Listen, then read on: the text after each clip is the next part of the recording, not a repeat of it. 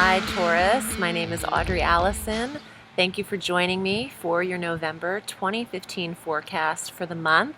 I am on the East Coast for the remainder of the year, and it is a beautiful autumn day. There are deer around me and changing colors, and I'm just loving this sweater weather. Thank you for joining me, and thank you for subscribing, liking, and sharing these videos, as well as for your participation on my Facebook page, Audrey Alison, Astrology and Tarot. I really appreciate the support. If you haven't liked the page, I'm trying to reach a goal, and every little like counts. I really appreciate it.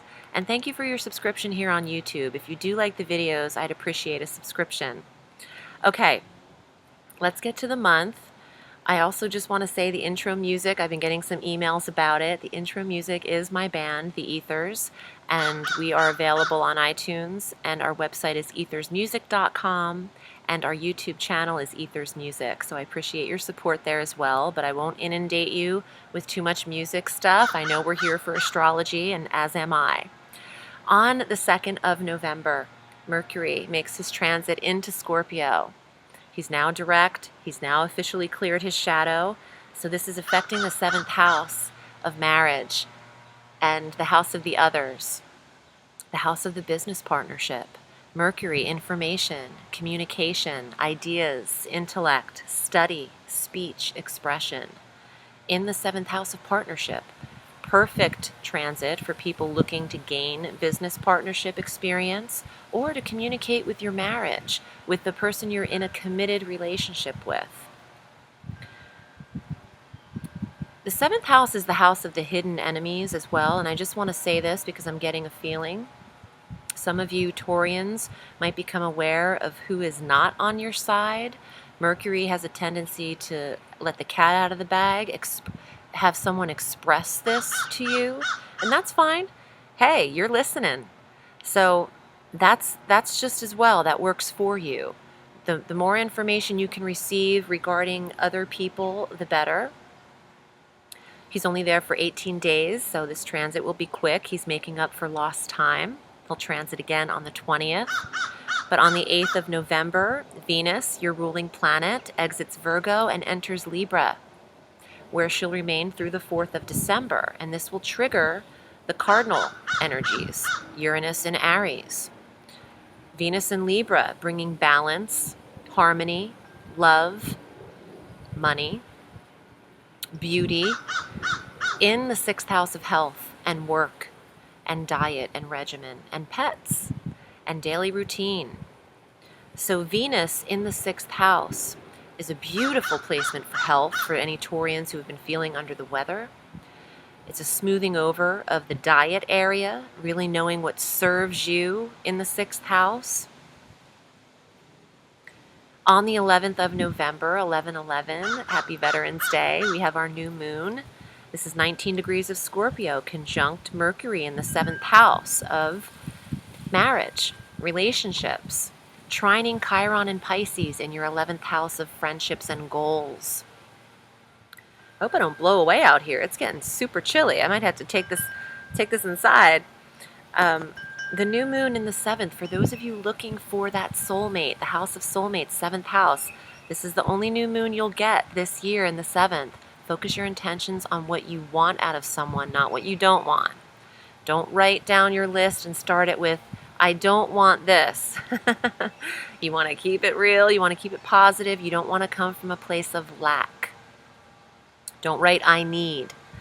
Just write, my soulmate is emotionally secure. My soulmate is blah, blah, blah. Whatever you're into. Be specific. But don't make it a million things that this person has to be, because you want the energy to be working for you and not being too discriminatory. That's just a little witchy stuff for you if you're into that. If you're not, you can just think positively on the new moon to garner relationship, because that new moon is there for you. Or business partnership if you're already in a relationship, or if you're not even interested. Think of the other people in your life and how you want to establish your new relationship or connection with them. On the 12th, Mars enters Libra, the 6th house of health and daily routine, conjunct Venus. They're following each other around, igniting this cardinal energy again.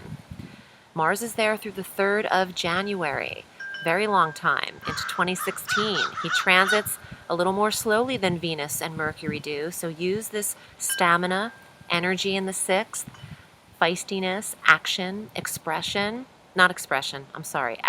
stamina, aggression is what I meant to say. In the 6th house, assertively wanting to work out, energy to take care of the health and well-being, getting personal trainers, getting your schedule in order, perfect for workout regimens, perfect for the diet, implementing energy and action in the 6th. Some of you could be getting some male pets in the home as well with that placement.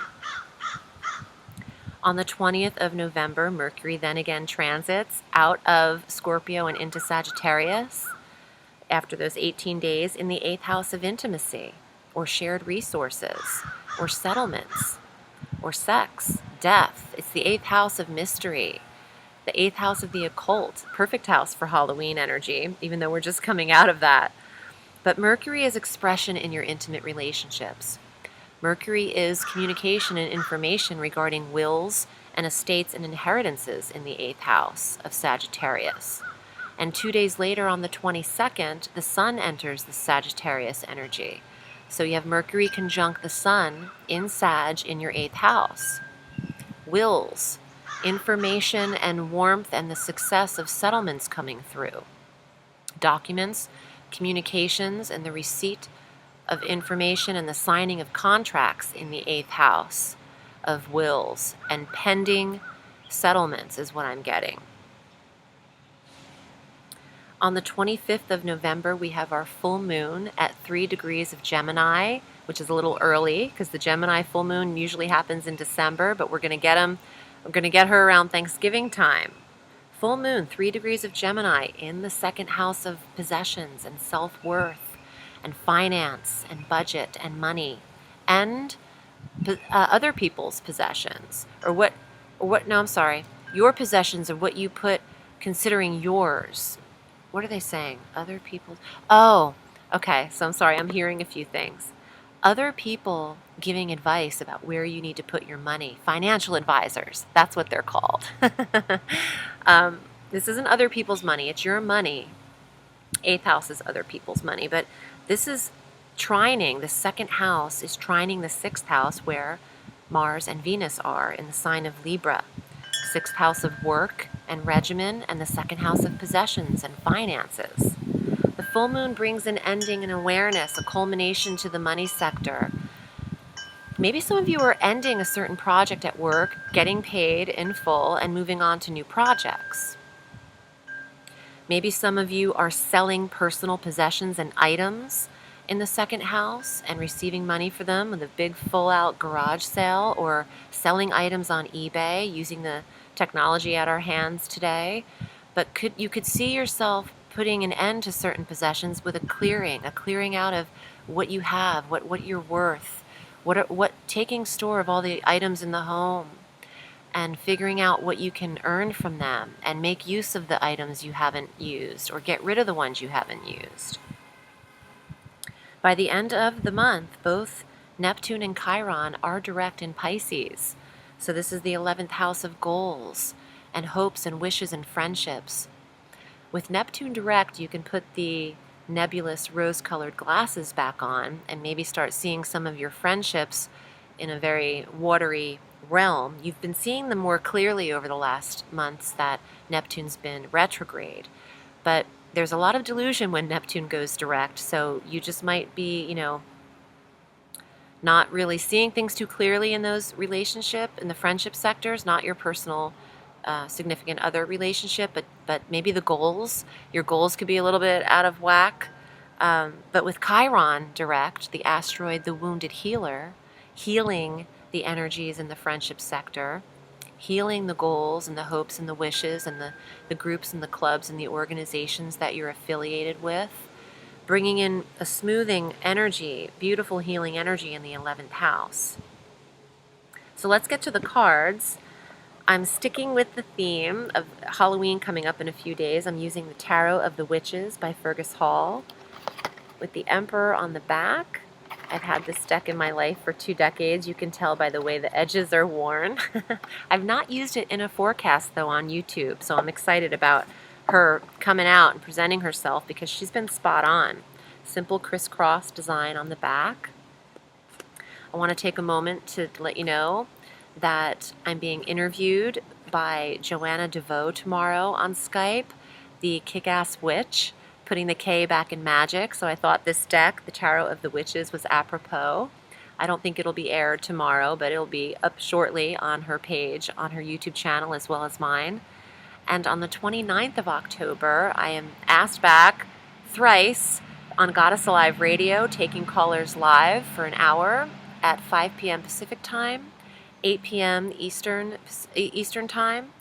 Goddess Alive Radio, and that is the motherhouseofthegoddess.com, where there's information. I'll also be posting information on my Facebook page, Audrey Alison Astrology and Tarot. And Taurus, if you'd like a reading with me, I'm at audreyallison.com. I'm reading here all through the remainder of the year on the East Coast. So you can find me there, select your payment, I'll get back to you, and we'll hook it up. All right, let's see what's up for you in the cards for the month of November. Taurus.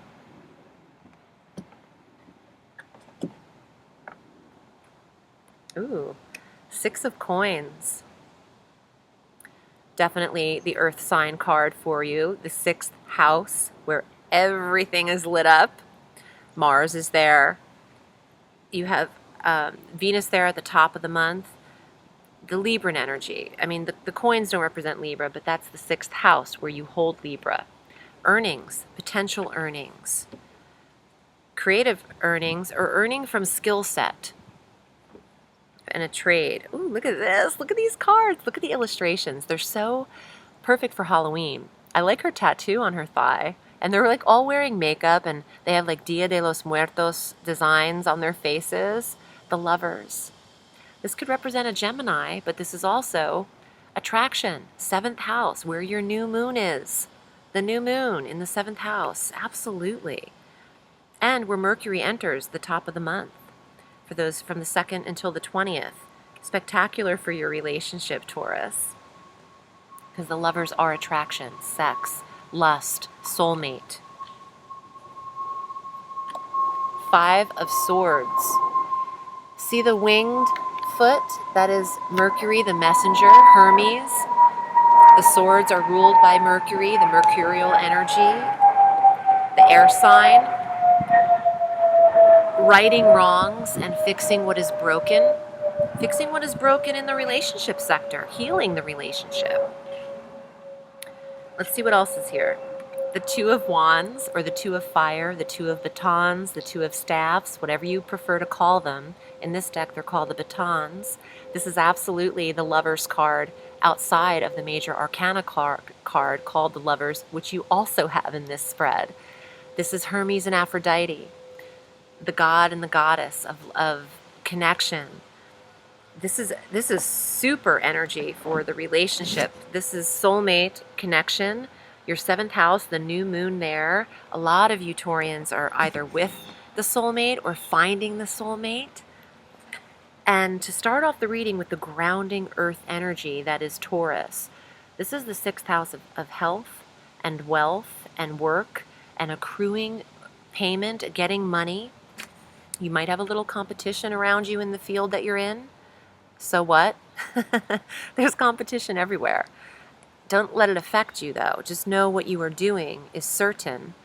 Your path is not everyone else's. If you have the faith and confidence, perhaps in your relationship, if you have the faith and confidence in one area of your life, why not carry it into the other? There's nothing saying you can't achieve everything that your heart desires. You know, you can have both the career and the love. For you Taurians who think you have to choose, not true. You can have it all. You're creating this life, no one else. So I'm wishing you a sweet November, and remember, the sky is limitless, so reach for the stars.